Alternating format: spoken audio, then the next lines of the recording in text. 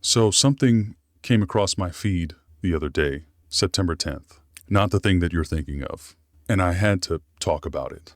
Pop quiz. If you've seen alien movies and you happen to come across an unidentified flying object, what do you do?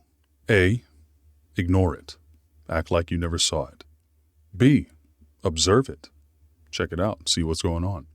C. Follow it. Investigate a little bit. D.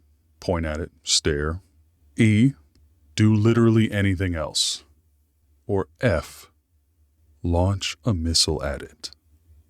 If you gave any answer, A through E, I'm fine with you. We don't have any problems.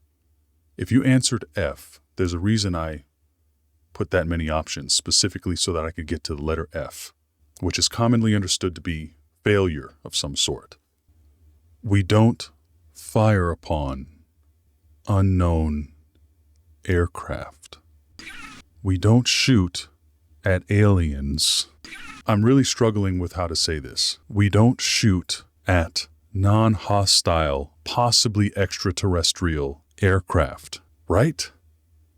I mean, we've all seen movies. You know what? Just let me show you this. Oblong, oval-shaped aircraft. Flying through the air, high speeds, maneuvering in ways that no human-created craft is known to be able to do.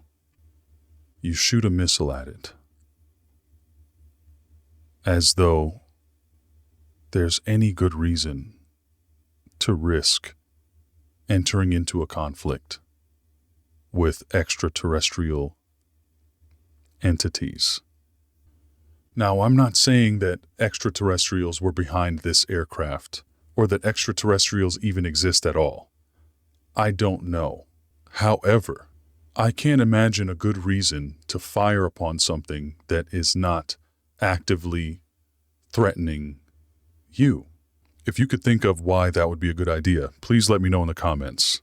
According to what I've seen online, this object was spotted by a United States drone and also fired upon by another United States drone. I'm all for the concept of keeping an eye on these things, maybe get closer to it so that you could get an actual visual light spectrum image of it for once, instead of showing us the IR only. But sure, follow it, see where it goes. If it goes through your allied space, continue following. If it goes into space that's not kosher for you to be in, start asking some questions. Observe it as long as you can. Try to map out a trajectory or a flight path or something like that. But to straight up shoot at something, not knowing what it even is, imagine you did that in your neighborhood. You're driving through your neighborhood and a spherical vehicle that looks nothing like any human-made transportation that you've ever seen is driving through your neighborhood, and you decide to take out an RPG and launch a rocket at it. Who does that? I just can't wrap my head around the idea of firing at something that you don't even know the origins of. You don't know that it is a threat. You don't know what it's made of. If you look at the moment of impact, that thing, it gets hit and it continues moving on its same trajectory, doesn't appear to actually be inhibited. It's spinning around like crazy, but it's still moving exactly as it was, and fragments appear to get knocked off of it. See, check this part out right here. Those 3 fragments, you tell me, do these fragments look like they are just about to fall into the ocean like any other substance would if it was knocked free of the body it was formerly attached to? In those few frames, they almost look like they're continuing to fly alongside this thing. And then mysteriously the video zooms out and we can no longer see these fragments that well. Matter of fact, it looks like the fragments didn't lose their momentum either. If these are the fragments, goodness gracious, if these are the fragments that we're looking at, they're still continuing along with the object that they were knocked off of. This is some freaky stuff, y'all. I'm not sure I've seen anything quite like it, honestly. So, besides the question of what the hell is this thing, I just really want to know, do the people that are in charge of making decisions about whether to fire upon unknown, unidentified flying objects or not, do you want, I'm talking to you guys, do you want an alien apocalyptic situation? Because that's how you get an alien apocalypse right there. But you know what? I was thinking about this, actually. Maybe an alien apocalypse is exactly what we need right now.